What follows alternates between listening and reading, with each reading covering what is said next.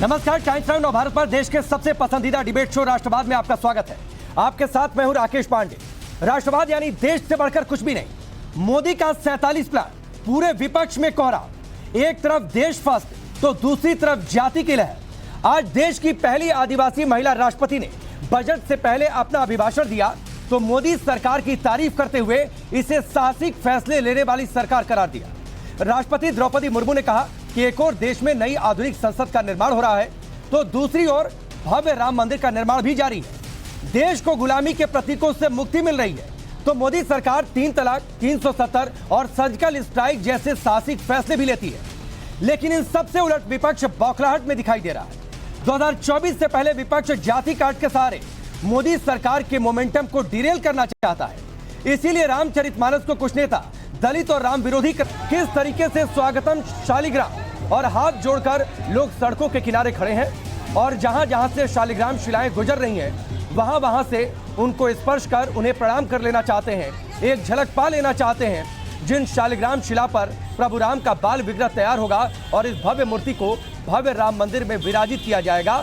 UP में आज प्रवेश हो रहा है और खुद मुख्यमंत्री योगी आदित्यनाथ इनकी अगवानी कर रहे हैं। लेकिन दूसरी ओर एक और तस्वीर भी है।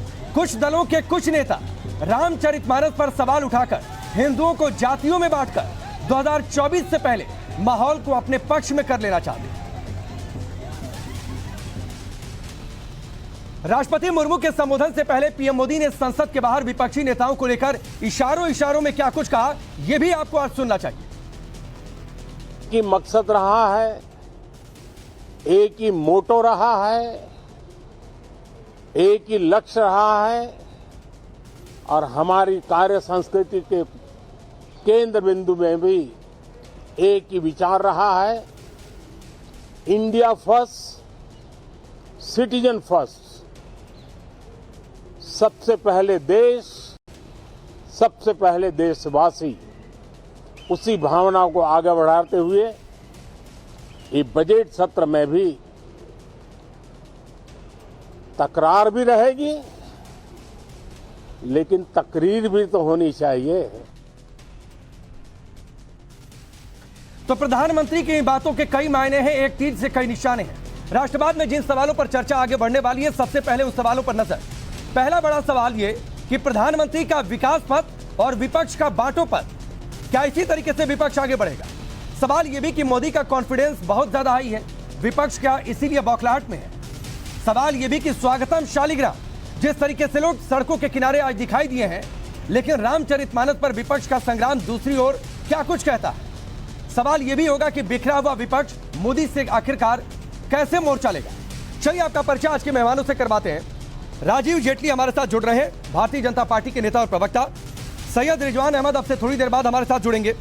शिवम त्यागी हमारे साथ इस स्टूडियो में मौजूद है, पॉलिटिकल एनालिस्ट के तौर पर। डॉक्टर आशुतोष वर्मा समाजवादी पार्टी के नेता और प्रवक्ता हमारे साथ जुड़ चुके हैं। आलोक शर्मा आपसे थोड़ी देर बाद जुड़ेंगे, कांग्रेस पार्टी के नेता और प्रवक्ता। दीपक झा हमारे साथ जुड़ चुके हैं, पॉलिटिकल एनालिस्ट के तौर पर। सबसे पहले राजीव जी मैं आपके पास आता हूं।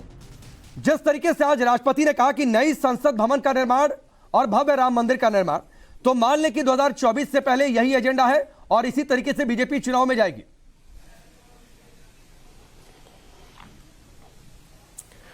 नहीं राकेश भाई, सिर्फ इतना ही नहीं। आपने शायद माननीय राष्ट्रपति जी का अगर भाषण सुना हो तो उन्होंने क्या कहा? उन्होंने ये कहा कि भव्य संसद का निर्माण, भव्य मंदिर का निर्माण और करप्शन का जो पैसा नेताओं की जेब में जाता था, भ्रष्टाचारियों की जेब में जाता था, वो उस व्यक्ति तक पहुंचने लग पड़ा है जिस पे उसका अधिकार था।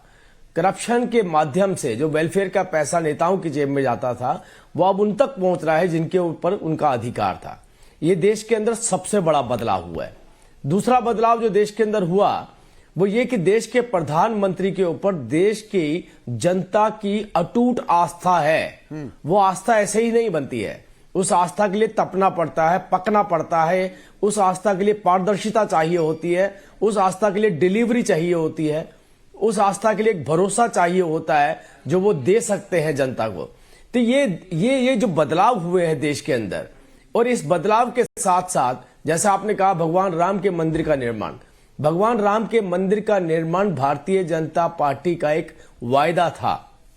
और बार बार हम पर यह इल्जाम लगता था कि आप मंदिर बनाना नहीं चाहते हैं, तारीख नहीं बताते हैं। और दूसरा जो 370 के ऊपर बार बार ये इल्जाम लगता था कि आप देश की जनता को गुमराह कर रहे हैं, 370 नहीं हटाई जा सकती है। और दोनों ही काम देखिए भारतीय जनता पार्टी ने करके दिखाए। लेकिन कानूनी रूप से हमने लड़ाई तारीख तो सुप्रीम कोर्ट भगवान ने राम दिया। के अब आप इसे सोने की मुर्गी के तौर पर आप इस मुद्दे को हासिल करना चाहते हैं, इसके आधार पर वोट हासिल करना चाहते हैं। आपने शायद राकेश भाई गौर से सुना नहीं मुझे जी। मैंने आपसे कहा कि कानूनी लड़ाई हमने लड़ी, कानूनी लड़ाई हमने लड़ी, उसके बाद भगवान महाराम के मंदिर के निर्माण के रास्ते खुलने शुरू हुए। मैंने तो बोला आपसे कि हमने कानूनी रूप से बनवाया। दूसरी बात 370 के ऊपर ये कल्पना भी नहीं की जा सकती थी। 5 अगस्त 2019 में जब ये ऐलान हुआ कि 370 और 35 से हटाई जा रही है, देश में नहीं पूरी दुनिया के अंदर इस बात को लेकर के चर्चा शुरू हो गई कि इतना मजबूत नेतृत्व जिसकी कल्पना नहीं की जा सकती थी वो भी करके दिखा दिया। तो ये जितने इल्जाम हम पर लगा करते थे कि आप जनता को उलझा रहे हैं, आप जनता को सही रास्ता नहीं बता रहे हैं, आप जनता को गुमराह करने की कोशिश कर रहे हैं। आज देखिए विपक्ष के पास क्या रह गया ले दे करके। ठीक है, आज विपक्ष के पास कुछ नहीं रह गया। अब तो राहुल गांधी जी की यात्रा को देखिए, पूरी यात्रा में उन्होंने बोले राजनीतिक यात्रा ही नहीं है। देखिए अब राजनीति से भी भागना शुरू कर दिया। राजनीति करने के लिए भी इनको छुप छुप करके राजनीति करनी पड़ी क्योंकि एजेंडा लेस हो गए हैं ये। ठीक है। और दूसरा, कोई भी व्यक्ति इस देश के अंदर किसी भी राजनीतिक पार्टी से ये कहने को तैयार नहीं है कि मैं वो लीडर हूं जो देश के प्रधानमंत्री नरेंद्र मोदी जी के सामने खड़ा हो सकता हूं। लड़ाई किस बात की हो रही है हमारे विपक्ष में? लड़ाई भी इस बात की हो रही है कि आप मेरा नेतृत्व स्वीकार कर लीजिए, और दूसरी राजनीतिक पार्टी कह रही है मेरा नेतृत्व स्वीकार कर लीजिए। मतलब इतना छोटा छोटा कद है कि उसको मिलकर ठीक है, उस लेवल पर लाने की कोशिश। ठीक है राजीव जी, मैं आपके पास लौट कर आता हूं। हम भी आलोक जी हमारे साथ जुड़ चुके हैं, उसके बाद मैं आशुतोष जी का रुख करूंगा। आलोक जी, जो बातें राजीव जेटली ने कही कि विपक्ष में लड़ाई इस बात की है कि सबसे बड़ा नेता कौन बन जाए, सबसे बड़ी पार्टी कौन सी बन जाए। राष्ट्रपति ने कहा कि सरकार साहसिक फैसले लेने वाली है। आप लोगों में लड़ाई इस बात को लेकर है कि किसके अंदर साहस है कि वो विपक्ष को लीड कर सके।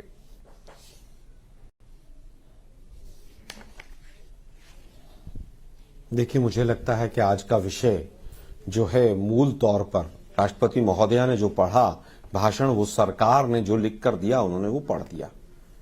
जितने तमाम फैक्ट्स एंड फिगर्स हैं, देश का इकोनॉमिक सर्वे आज आया है, उसके सब कुछ विपरीत बोला गया है। अब ये कह रहे हैं कि साहब राम मंदिर हमने बनवा दिया, शायद बीजेपी सुप्रीम कोर्ट गई होगी राम मंदिर बनवाने। बीजेपी तो पार्टी भी नहीं थी, खैर आज का विषय वो भी नहीं है। धारा 370 भी हट गई है, बहू ले आए होंगे बीजेपी वाले बहुत सारे लोग। 15 साल का क्लॉज डाल के 35A का भी कचूंबर कर दिया, और जो ऑर्डिनेंस है उसकी पहली लाइन है धारा 370 की पावर्स को यूज करते हुए हम ये 2 बदलाव कर रहे हैं। लेकिन दुर्भाग्य है देश के प्रधानमंत्री से लेकर सभी लोग झूठ बोलते हैं। खैर, आज का जो मूल मुद्दा है वो है कि मेरे हाथ में तमाम इकोनॉमिक सर्वे के मैंने ग्राफ और पूरा स्टडी किया है कि पूरी इकोनॉमी डिरेल हो गई है। इनके पास कोई मुद्दा नहीं। हमारी बात करते हैं, हमारे पास कौन है कौन नहीं है, हमारे उसको छोड़ दीजिए। आपके पास 26 पार्टियां थी, आज आपके पास कौन बचा है? आप तो बहुत पावरफुल हैं, डिसीजन लेने वाला लीडर है और तमाम चीजें हैं, 56 इंच से लेकर और सब कुछ आपके पास है।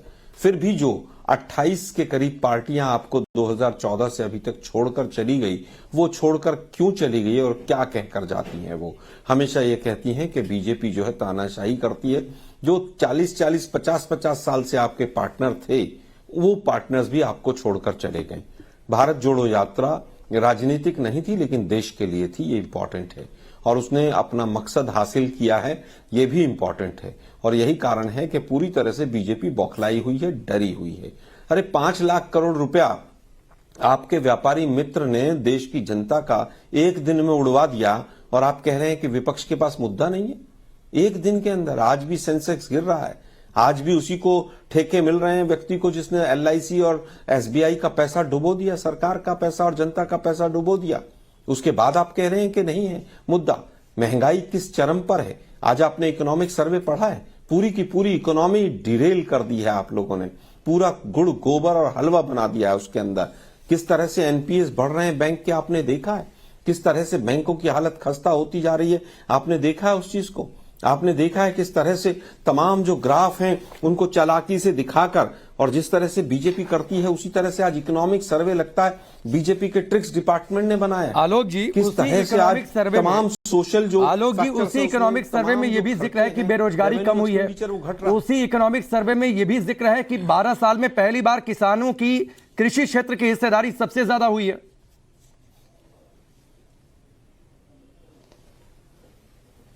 इसने कहां आपने पढ़ लिया? 3.3% से घट के 3 ग्रोथ रेट आ गई है एग्रीकल्चर की। प्राइवेट इन्वेस्टमेंट बढ़ गया एग्रीकल्चर में। मैं अभी आंकड़े ही लेके बैठा हूं। प्राइवेट इन्वेस्टमेंट घट गया, गवर्नमेंट का एक्सपेंडिचर 4.9 से घट के 4.3 आ गया। पिछले 15 साल में एग्रीकल्चर की ग्रोथ रेट पहली बार डाउन जा रही है। कौन सा इकोनॉमिक सर्वे पढ़ लिया प्रभु आपने?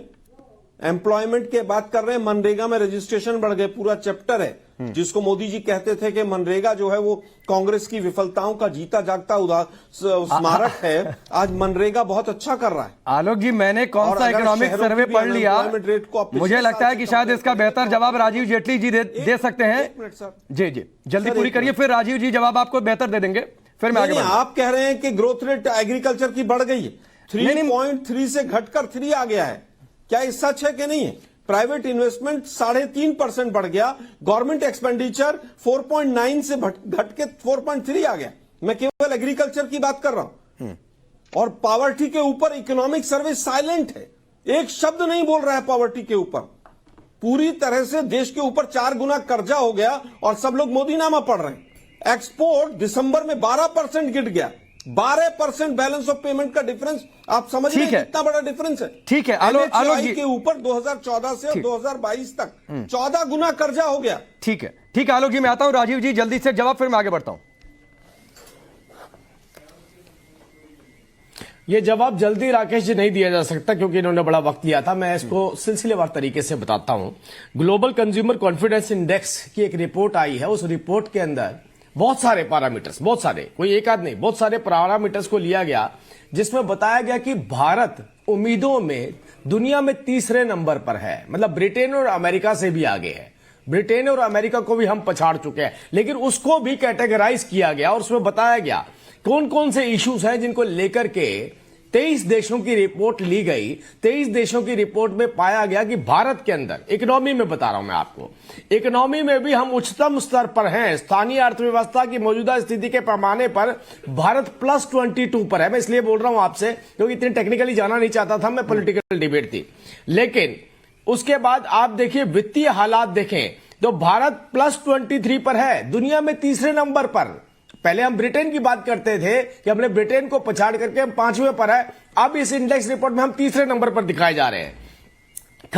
खरीदारी, अब ये बता रहे थे ना अभी अर्थव्यवस्था को लेकर खरीदारी के अंदर भी हम दुनिया में लगभग दूसरे नंबर पर चल रहे हैं। मतलब हमारी बाइंग पावर सबसे अच्छी है। जॉब सिक्योरिटी, ये सबसे महत्वपूर्ण इश्यू है। जहां सबसे ज्यादा नौकरियां G7 देशों के अंदर कहीं मिल रही हैं तो केवल भारत के अंदर मिल रही हैं। ये इस रिपोर्ट का हिस्सा है। आशावान, जो निराशावान इस देश की जनता थी, जो निराश हो चुकी थी, वो आशावान, मतलब आज भारत आशावान +57 मार्क्स के साथ लगभग दुनिया में पहले नंबर पर चल रहा है, जहां सबसे बड़ी उम्मीद रखी जा रही है। हाउस होल्ड, मैं इसलिए बोल रहा हूं क्योंकि अभी इन्होंने बताया कि मेरे पास एक इकोनॉमिक डेटा है। अरे मैं तो अपना डेटा लेकर भी नहीं आया, मैं कोई राजनीतिक डेटा नहीं लेकर के आया, मैं ग्लोबल इंडेक्स का डेटा लेकर के आया हूं जिसमें निष्पक्ष तरीके से यह पाया गया कि भारत, एक सेकंड राकेश जी, मैं एक और साथ में बात जोड़ता हूं। विश्वास की बात आई थी। विश्वास हमारे देश की जनता को तो है। पीओके के बड़े बड़े बुद्धिजीवी भी ये बात बोल रहे हैं कि भारत अपनी सीटें, सुनिए, भारत अपनी सीटें जम्मू कश्मीर चुनावों में रिजर्व रखता है पीओके की। काश भारत वो सीटों पर भी चुनाव लड़े तो हम भी उनके साथ खड़े होकर के चुनाव में भागीदारी देना चाहते हो। इसलिए ठीक है सर, क्योंकि उनको लगता है कि देश के, ठीक है राजीव जी, आपने अपनी बातें रखी। राजीव जी आपने अपनी बातें रखी। आलोक जी आप जवाब दीजिएगा, बाकी मेहमान एक एक टिप्पणी कर लें, फिर मैं सीधे सर आपके पास आ जाऊंगा। एक तस्वीर आशुतोष जी हमने लगातार उत्तर दे देता हूं मैं। ठीक है, छोटा सर 10 सेकंड सर प्लीज। देखिए, मुझे लगता है कि शायद राजीव भाई ने आज पढ़ा नहीं है कि इकोनॉमिक सर्वे में प्रधानमंत्री जो सम्मान निधि है वो 2.5 करोड़ किसानों की घटा दी है। शायद उन्होंने पढ़ा नहीं है अभी भी कि जो लेबर रेट पार्टिसिपेशन है वो 51 से घट के 39 आ गया है, कि 100 लोग अगर लेबर हैं उसमें से 51 लोगों को रोजगार मिलता था, आज 39 पर आ गया है। कौन से इंडेक्स की बात कर रहे हैं राजीव भाई? ह्यूमन डेवलपमेंट इंडेक्स में भी एक साल में मात्र 2 जगह हम खिसक गए, 130 से 132 पर चले गए। ठीक है। फसल बीमा योजना प्रधानमंत्री जी की 6 राज्यों ने छोड़ दी, इसमें गुजरात भी है। इस पर विस्तार से चर्चा होगी। राजीव जी मुस्कुरा रहे हैं, जवाब भी देंगे, जवाब दीजिएगा। बाकी सारे मेहमान बोल ले एक एक बार। इकोनॉमिक सर्वे की बात। ठीक है, आलोक जी मैं आता हूं सर, आलोक जी मैं आता हूं, राजीव जी आपके पास मैं दोबारा आऊंगा, बाकी सारे मेहमान बोल लें। एक तस्वीर आशुतोष जी हमने लगातार टेलीविजन स्क्रीन पर रखी है, किस तरीके से शालिग्राम शिला का भव्य स्वागत हो रहा है। लोग हाथ जोड़कर खड़े हैं, भावुक कितने हैं कि उनकी आंखों से आंसू निकल रहे हैं। प्रभु राम का इंतजार है कि कब उन शालिग्राम शिला पर भव्य राम का, उनके बाल रूप का विग्रह तैयार होगा। आपकी पार्टी के कुछ लोग हैं सर, मैं नहीं उधर जाना चाहता था, लेकिन आज की ये बड़ी तस्वीर है इसलिए मुझे आपसे सवाल पूछना पड़ रहा है। वो रामचरितमानस पर विवाद खड़ा कर रहे हैं, हिंदुओं को जातियों में बांट देना चाहते हैं, तो क्या ये मान लें कि आप लोग विपक्ष जो है वो बांटो पथ पर है?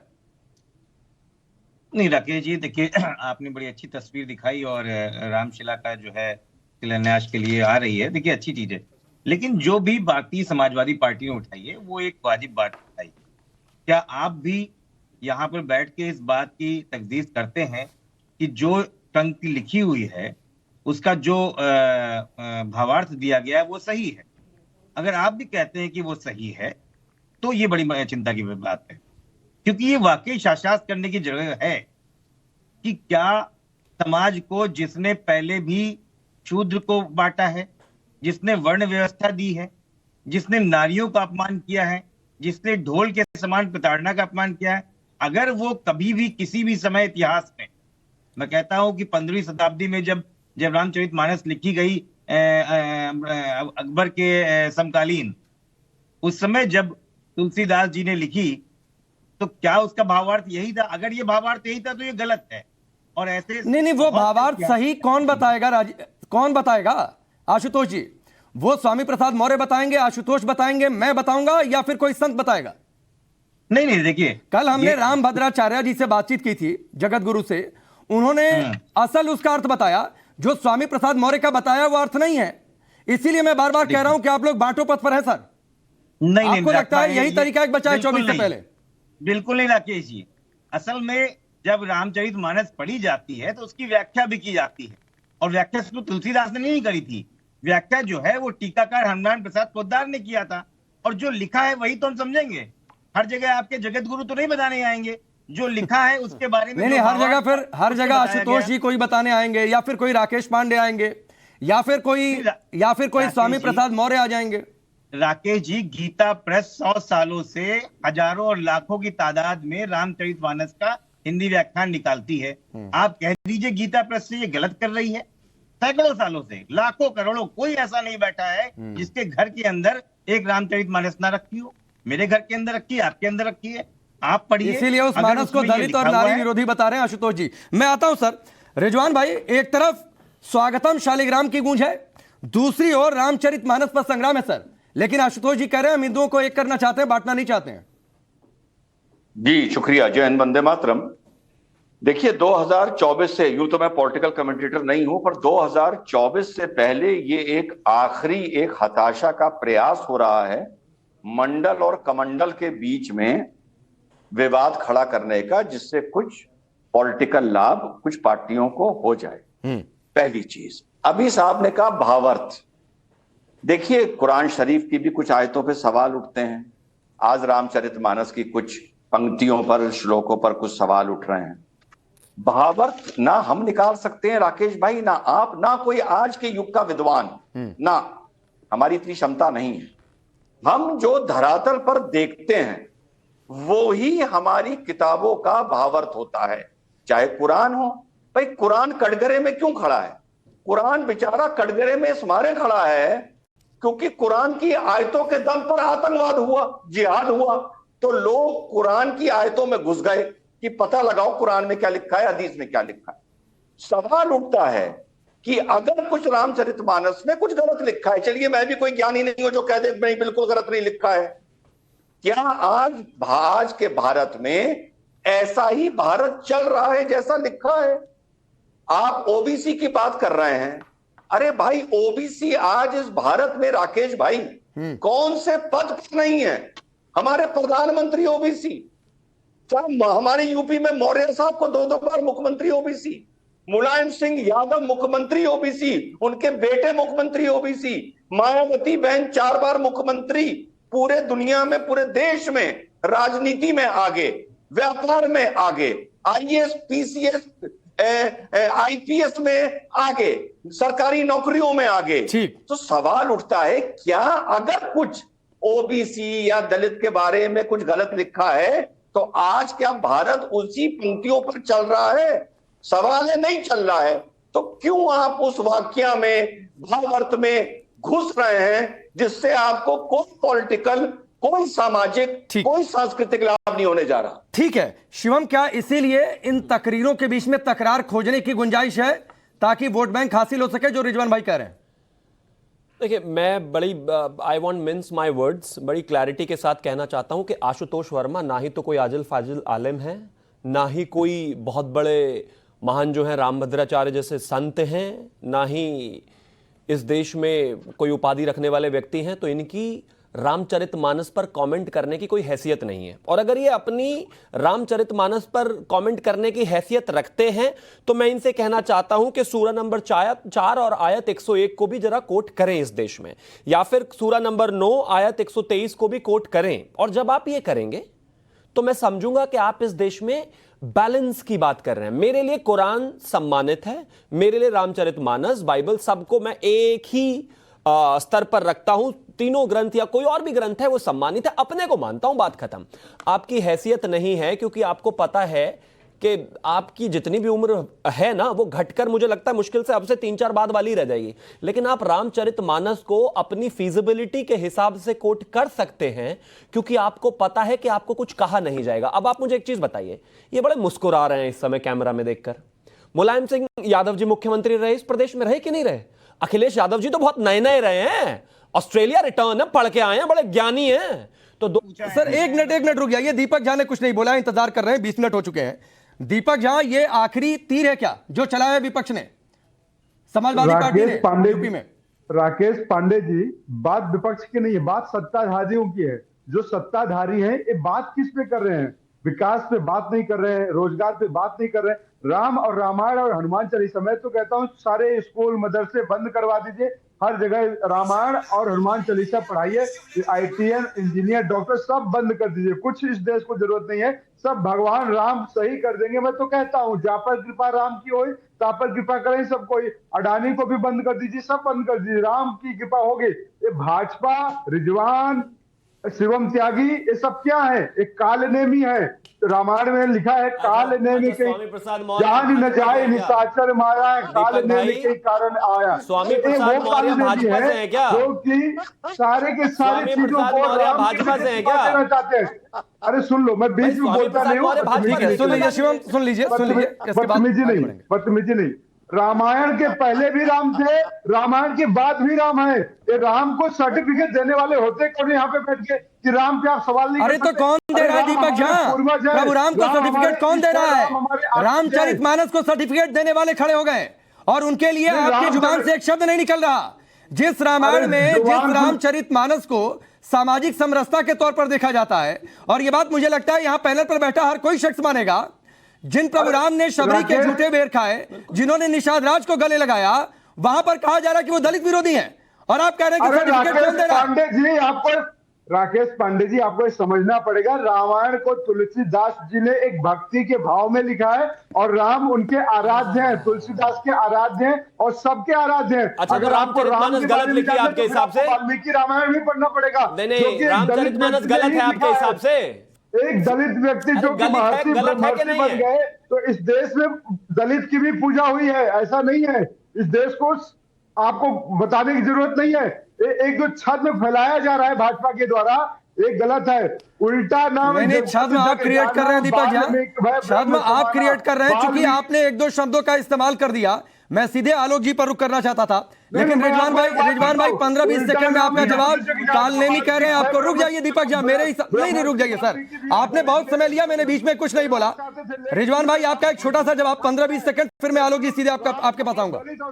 राकेश भाई, यहाँ पर इन मूर्खों का जवाब देने तो हम आते नहीं, हम तो आपसे बात करने आते हैं, और उनका डिबेट मेरा नाम बिना लिए पूरा हो नहीं सकता, पहली चीज।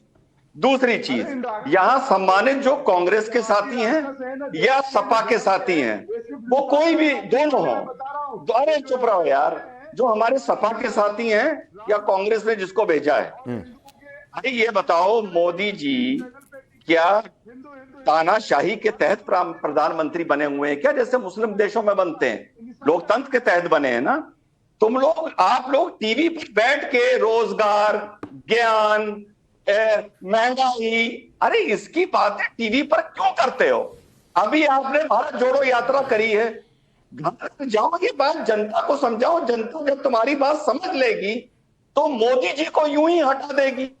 अब दो बातें हैं राकेश भाई। नहीं, मुझे लगता है रिजवान भाई से पूछ के बैठाना चाहिए, कांग्रेस वाले को बैठाना चाहिए, नहीं बैठाना चाहिए, कांग्रेस वाले को अपनी बात रखनी है कि नहीं रखनी है, या केवल इनका एजेंडा डिवाइड। नहीं आलोक जी, हम किसी से पूछकर किसी को नहीं बुलाते। क्या करते हैं टीवी चैनल्स पे? आप सम्मानित नेता और प्रवक्ता है कांग्रेस पार्टी के, और उनका पक्ष हमें रखना होता है, इसलिए हमने आपको इनवाइट किया, हम किसी से पूछने नहीं जाते। उस समय पर रोकना चाहिए ना, जिस तरह की शब्दावली का इस्तेमाल मैंने रोका, और इसीलिए मैंने कहा कि हर पार्टी में राजनीतिक यात्राएं होती हैं। एक आदमी कर रहा है आपके टीवी चैनल पे बैठ के, हम बिल्कुल इंडोर्स नहीं करते आलोक जी, हम बिल्कुल इंडोर्स नहीं करते उनकी बात का। कौन नस्ल है, क्या है, किसकी क्या नस्ल है, उस पे जाएंगे तो बड़ी दिक्कत हो जाएगी। खैर, इन लोगों का लेवल वही है, और आप लोगों को खुद सोचना चाहिए कि ऐसे लोगों को टीवी पे आप बैठाते हैं, बैठाइए, आपका पूरा अधिकार है। मैं केवल ये कहना चाहूंगा कि आज जो मुद्दे हैं, देखिए मुझे लगता है कि आज जो मुद्दे हैं, आज मैंने इकोनॉमिक सर्वे के तमाम आंकड़े कोट किए हैं, और तमाम आंकड़ों के बेस पर ही मैं बात कर रहा हूं कि इकोनॉमी डिरेल है। इकोनॉमी का जिन लोगों को ही नहीं पता वो बैठ के टीवी पे हंसेंगे, कोई बात नहीं। और विपक्ष का काम होता है कि अगर वहां पर बेरोजगारी है, महंगाई है, तो जनता के बीच में लेकर जाए, और जनता जो है वो तय करती है। मोदी जी 30 से ज्यादा चुनाव हारे हैं, है ये बाहर के जो देश हैं उनके 2-2 चैप्टर, 2-2 पेज, 3-3 पेज जोड़कर केवल ये शो करने का प्रयास किया गया है कि पूरे वर्ल्ड में इकोनॉमी बैठ रही है और केवल हम यहां पर बढ़ रहे हैं। आलोक जी, एक आईएमएफ का प्रोजेक्शन आया है, कह रहा है आलोक जी, अगर देश की अर्थव्यवस्था इतनी गर्त में है, आईएमएफ ने 2023 के लिए प्रोजेक्शन दिया है, और विश्व में सबसे ज्यादा 6.1, अगर मैं ठीक हूं 6.1 या 6.2 है, उसके हिसाब से देश की अर्थव्यवस्था आगे बढ़ेगी। मैं उत्तर देता हूं राकेश जी, जो प्रोजेक्शन था पिछले साल 6.8 था, और उसको 3 बार घटाया वर्ल्ड बैंक और आईएमएफ ने। इस बार प्रोजेक्शन ही 6.1 है। अगर 3 बार घटेगा तो कहां जाकर रुकेगा? वो फिर भी दुनिया में सबसे आप ज्यादा उसको देखना चाहते हैं कि चाइना का हमसे 1-1.5% कम है। अरे भाई, उनका बेस, एक मिनट सुनिए ना भाई, सुनिए ना राकेश जी, चाइना का हमसे बेस 9 गुना 10 गुना ज्यादा बढ़ा है इकोनॉमिक बेस, तो उनकी ग्रोथ रेट कहां जाकर रुकेगी? दूसरी चीज, आज के इकोनॉमिक सर्वे में कहा गया है कि जीएसटी लगातार बढ़ रहा है उसमें, लेकिन साथ साथ यह भी पूरा एक्सप्लेन कर दिया गया कि इनपुट कॉस्ट बढ़ रही है, इंपोर्ट की कॉस्ट बढ़ रही है, इंपोर्ट ड्यूटी बढ़ रही है, किसी भी चीज की इन्फ्लेशन बढ़ रही है, क्योंकि टैक्स तो इन सब चीजों के ऊपर लगता है। मुझे लगता है ये इकोनॉमिक सर्वे भ्रामक है पूरी तरह से, और तमाम जो फैक्ट्स हैं उस पर चर्चा करनी चाहिए ढंग से। बेरोजगारी दर लगातार बढ़ रही है। 9 कंपनियां बड़ी बड़ी ऑटोमोबाइल की पिछले 2 साल में अपना बोरी बिस्तर बांधकर चले गए। बीजेपी बार बार कहती है मोबाइल बन रहे हैं, मोबाइल। अरे मोबाइल की अगर नोएडा में कुछ असेंबली यूनिट आ गई हैं, वो सारी मिलाकर भी एक अकेली मारुति से कम है। इस चीज को भी समझना होगा कि 140 करोड़ की आबादी है हमारी। ठीक है, मैं जवाब ले लेता हूं, और जितना और राजीव जी दोनों लोग तैयार हैं आपकी बात का। को खाते हैं, यूरोप पूरा एक हफ्ते में खाता है। पॉइंट टू पॉइंट जवाब देना चाहिए हमें। जी ठीक है आलोक जी। राजीव जी पहले आप, फिर उसके बाद शिवम त्यागी।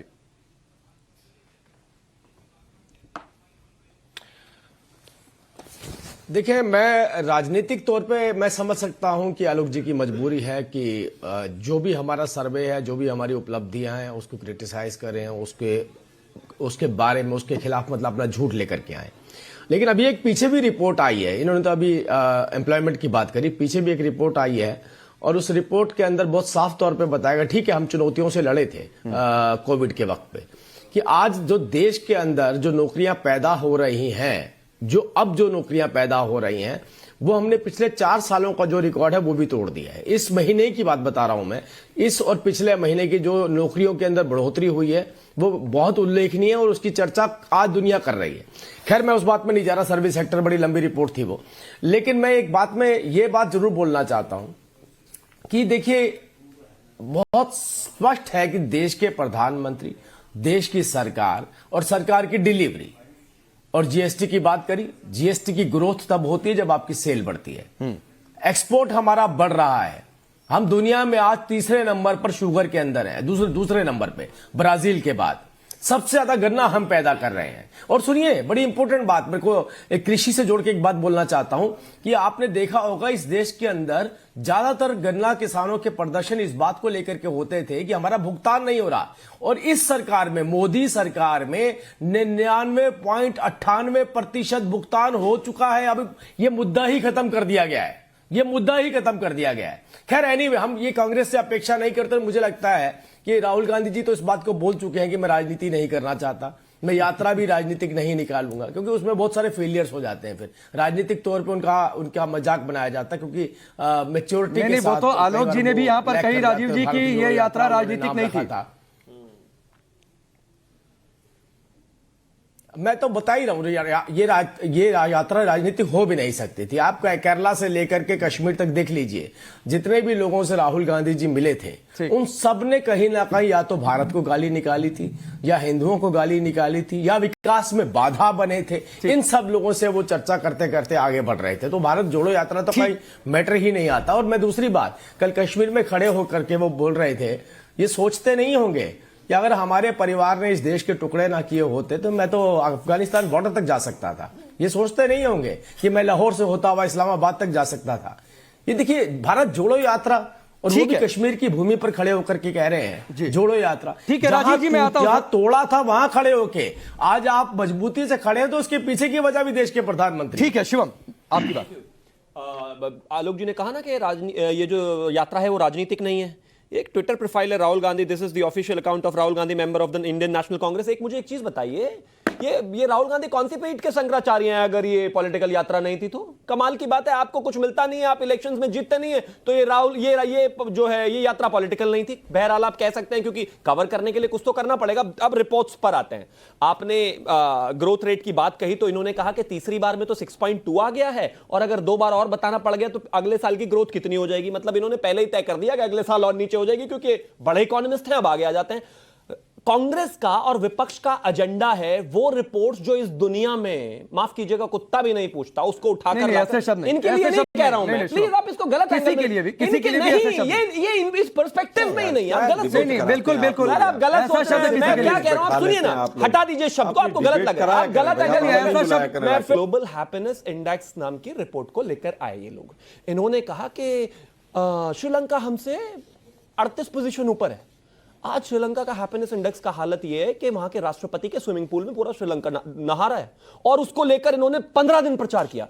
एक ग्लोबल हंगर इंडेक्स की रिपोर्ट आई थी जिसमें पाकिस्तान 112 था, हम 98 थे। ठीक है, आकर कहते कि वो देखिए हमसे भूखे हैं, आप देखिए उनका हाल क्या है। इस तरह की फॉल्स प्रोजेक्शंस में देश की जनता को फंसाकर भ्रामक प्रचार अगर करोगे तो चुनाव हारोगे ही। आशुतोष जी आपकी बात। सर्वे आज का सरकार मैं नहीं कह रहा हूं, मैं तो रिपोर्ट को कोट कर रहा हूं। आपने जो IMF को गलत बताया मैं उस पर कह रहा हूं। ठीक है, आप लोग जो है कम से कम राजनीतिक लोगों को बैठा लिए, ये कुछ भी कहीं भी आगे कुछ भी बोलते जा रहे हैं और आप कब सुनते जा रहे हैं ना, जवाब देने का मौका दे रहे हैं। चलिए आशुतोष जी जो आप बात कह रहे थे कहिए सर, फिर मैं रिजवान भाई आपके पास आऊंगा। नहीं, इतनी देर में तो आप सवाल ही भूल गए ना, आप क्या बात है? मैं बिल्कुल भूल नहीं गया सर सवाल, आप लगातार इशारा कर रहे थे कि आप कुछ बोलना चाहते हैं, इसलिए मैं आपको मौका दे रहा हूं सर। जवाब मौका ही नहीं दे रहे ना, सवाल बहुत है सर, और उन सवालों का जवाब आप नहीं दे पाएंगे, ये यकीन रखिए। सुनिए पांडे जी, एक लोगों का आप आवाज म्यूट कर देते हो, मैंने किसी की आवाज म्यूट नहीं की है, तो कैसे ऐसे चलेगा? मैंने किसी की आवाज म्यूट नहीं की है सर। बहुत शांत तरीके से डिबेट चल रही है, बहुत अच्छे तरीके से डिबेट चल रही है, और किसी की गलत शब्द को मैं बिल्कुल एंडोर्स नहीं करूंगा। यहाँ पर आप जो कहना चाह रहे थे सर अपनी बात रखिए। आपको अब तक तो इनको म्यूट कर देना चाहिए, हालांकि आपने पूरी बात सुन ली कि कौन किसको क्या बोल रहा है। और देखिए गलत शब्दों पर, अरे आशुतोष जी, अरे सर मत ऑन एयर टाइम खाइए ना, जो आप कह रहे थे अपनी बात रखिए। मैं बिल्कुल, मैं कुछ लोग अभी बता रहे थे कि भाई पिछड़े और दलितों की बात कर रहे थे और कुछ लोग औकात बता रहे थे। मुझे लगता है कि भारतीय जनता पार्टी को पूछना चाहिए कि क्या वो लोग जो इस समय उत्तर प्रदेश के परिवहन मंत्री है, जिन्होंने दलितों को अब तक की राजनीति में सबसे गंदी गाली ऑन एयर दी है, उसको परिवहन मंत्री बनाने हैं, उनकी औकात है। लेकिन एक मुख्यमंत्री जाके राजस्थान में बोलता है कि हनुमान जी की जाति क्या है, उसकी औकात है। संजय निषाद जो कैबिनेट मंत्री है वो बताता है कि दशरथ जी सीता जी के से पैदा ही नहीं हुई थी। और जो मानस को दलित विरोधी बताते हैं, जो नारी विरोधी बताते हैं, आपकी पार्टी में उनको राष्ट्रीय महासचिव बना दिया जाता है। बोलने दीजिए भाई, अब हम लोगों को बोल लेने दीजिए। नहीं बोलने दे रहा हूं सर, आप ही के पास हूं। ठीक है, सुनिए, सन 90 के बाद से इस देश में जब हायर एजुकेशन में रिजर्वेशन की बात आई, उसके बाद 96 में आके SC/ST में हायर एजुकेशन मिला और 2006 में ओबीसी में हायर एजुकेशन मिला। और आज स्थिति क्या है? 2006 में जब ओबीसी को मिला, 2012 साल इन लोगों से रिहाइश नहीं हुई और 2018 में 13 पॉइंट रोस्टर लेके चले आए। जब उसका विरोध किया तब उसको पीछे हुए। आज स्थिति क्या है? 97.6% ओबीसी प्रोफेसर की पोस्ट खाली हायर एजुकेशन में, 95% शेड्यूल्ड ट्राइब्स की पोस्ट खाली पड़ी हुई है, 93.8% शेड्यूल्ड कास्ट की पोस्ट खाली हुई है। और क्यों खाली हुई है? क्योंकि दलित पिछड़ों ने इनकी सरकार बनवाई, लेकिन ये उनको पैसा नहीं करते। जो आप केशव प्रसाद मौर्य की बात कर रहे थे, ये वही सरकार है भारतीय जनता पार्टी। नहीं, बिल्कुल केशव प्रसाद मौर्य का मैंने अभी नाम भी नहीं लिया आशुतोष भाई। मैंने अभी तक केशव प्रसाद मौर्य का नाम भी नहीं लिया। मैं स्वामी प्रसाद मौर्य की बातचीत कर रहा था। जब मुख्यमंत्री बनाना था, जो कहते हैं कि मानस तो धार्मिक ग्रंथ है ही नहीं, तुम्हारी औकात नहीं है कि तुम जाके मुख्यमंत्री बनो। ठीक है सर, ये है भारतीय जनता पार्टी। नहीं ठीक है सर, मत औकात देखिए दिखाइए किसी की। हर किसी के पास अपना दुख और दर्द है। रिजवान भाई। जी हाँ राकेश जी, ऐसा है, जब डिबेट शुरू हुआ था, आज बड़ा ज्ञान दिया जा रहा है कि डिबेट की शैली क्या होनी चाहिए। जब डिबेट शुरू हुआ था तो मेरे बोलने से पहले ये दीपक झा जो मेरे बारे में बोल रहे थे, तो कांग्रेस के प्रवक्ता को तब पेट में दर्द नहीं हुआ, तब इनको ज्ञान नहीं आया कि शैली एक डिबेट की क्या होनी चाहिए। लेकिन जब पलटवार रिजवान अहमद ने किया तो कांग्रेस के प्रवक्ता को दर्द हो गया और वो कहने लगे मैं डिबेट छोड़ के चला जाऊंगा। पहली बात नहीं, वो उनका सबका अपना अपना स्टैंड है रिजवान भाई। ठीक है, सुन लो थोड़ी ना देख रहे हैं, 500 शो देखे। सुन लो चीज। दूसरा, किसी ने कहा कि ये यात्रा पॉलिटिकल नहीं थी, तो भैया यात्रा के शुरू में RSS के कच्चे में आग किसने लगाई थी? ट्वीट किसने किया था? अगर यात्रा पॉलिटिकल नहीं थी तो RSS के कच्चे में आग लगाने की क्या जरूरत थी? दूसरी बात, और तीसरी बात अपने कांग्रेस के साथी से हाथ जोड़ के कह दूं, RSS का कच्चा कांग्रेस के साथी जो आप अभी इस डिबेट में जो आप एरोगेंस दिखा रहे थे ना, ये एरोगेंस ये कारण थी जो 2014 में मोदी आया। ये एरोगेंस छोड़ दो। अब आपके नेता ने भी एरोगेंस छोड़ दी है, पार्टी बना के भारत का भ्रमण कर रहा है। तो डिबेट में बैठ के ये एरोगेंस मत दिखाओ, समझे? ये एरोगेंस मत दिखाओ। ये एरोगेंस जो है, ये जो एरोगेंस है, ये कांग्रेस को ले डूबी है। ठीक है, चलिए रिजवान भाई वक्त इतना ही है सर। आप सबका बहुत बहुत शुक्रिया, हमसे जुड़ने के लिए। राष्ट्रवाद में फिलहाल अभी के लिए बस इतना ही। आगे ठीक 5:50 पर देखिए पब्लिक के बीच से पब्लिक का शो धरती पुत्र विद्यानाथ झा के साथ।